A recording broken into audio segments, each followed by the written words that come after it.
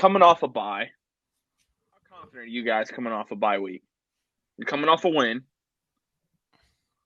How are you guys feeling this stretch of games that we have coming up? I'm actually more confident than I thought I would be, because a lot of these teams look way more beatable this week than they did 2 weeks ago.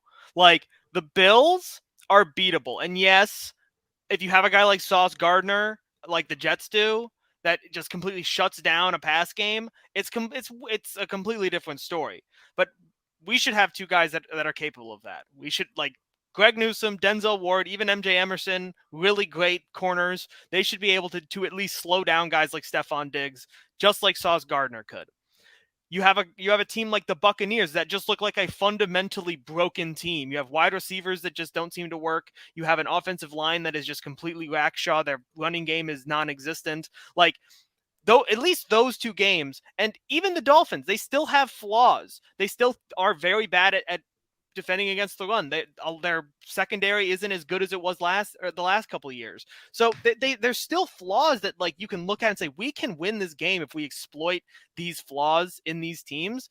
And I'm not saying we're going to go 3-0 or anything. I'm just saying that these games look way more winnable than they did when we were, schedule watching at the beginning of the year. And it's like, oh crap, the Bills, the Bucks, like these teams that we thought were going to be powerhouses now look way more vulnerable than they did even just 2 weeks ago. Mm-hmm.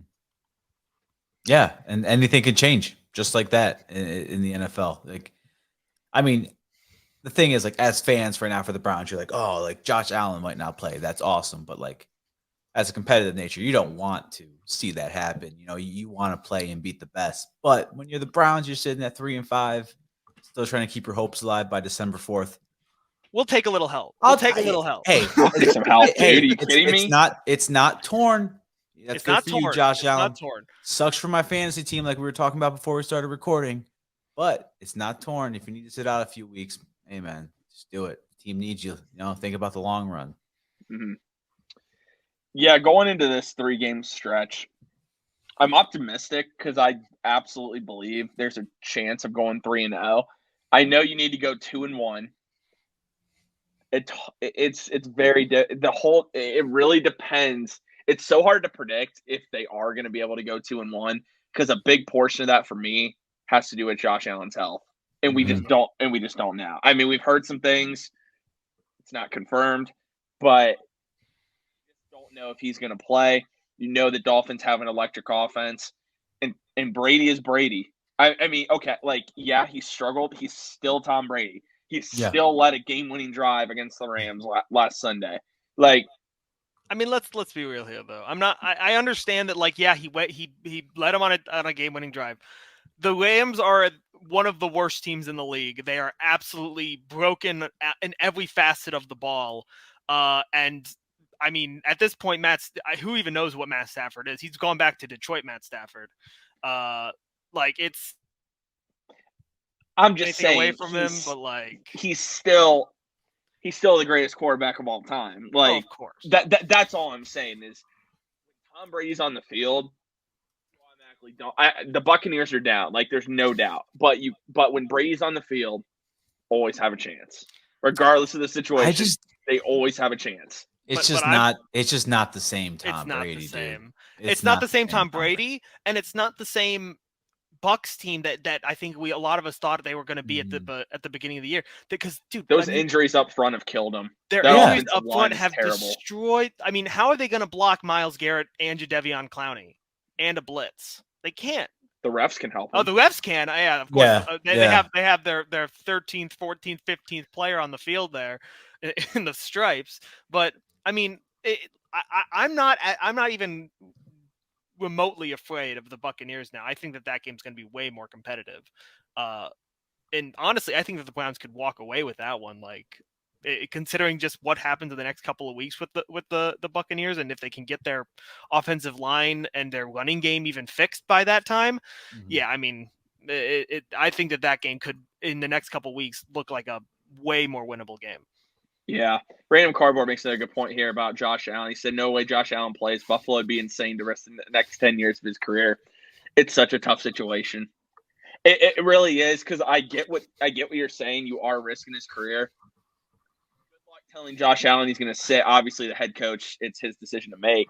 But your Super Bowl window, your cap space, the way things are right now for you, it's tough. It's a tough situation. I'm glad I don't have to make that decision. Yeah. Happens in Buffalo. Well, who are they playing this week? Huh? Who are they Vikings. playing? The Vikings. Yeah, that's going to be a tough one for him to sit out, because that is a game where you need to have a guy who can sling it, because the Vikings are red hot. And again, I don't want to talk too much about the Bills, because we play them next week and we can debate that when we get to it. But people are like, the Bills are still the Bills. They got a great team. Keenum is a solid backup. Yeah. Josh Allen's accounted for 22 of their 24 touchdowns this year. Yeah. And the thing is, Case Keenum, yeah, he's a serviceable backup, but the dude has a noodle arm. Let's be honest here. He's not gonna. It's kind of embarrassing. Yeah, he's not. Yeah, he can't run their offense. Like, their offense is entirely based around Josh Allen being able to just completely just chuck it downfield to whether it's Gabe Davis or Stephon Diggs. And they do so much passing out of the backfield too. Like, they don't even hand the ball off. Their handoffs are checkdowns to the flat. Like, that's like, they don't hand the ball off. That, like, their running backs are just receivers. And exactly. And like, so if you have a guy who you don't want throwing the ball, like, you don't want Case Keenum throwing the ball 40 times. It's just not feasible to do long term for any offense. So trying to be like, okay, well, Case, you're going to take over this offense. They'd have to completely change the offense. Change the offense completely. So it's just not feasible.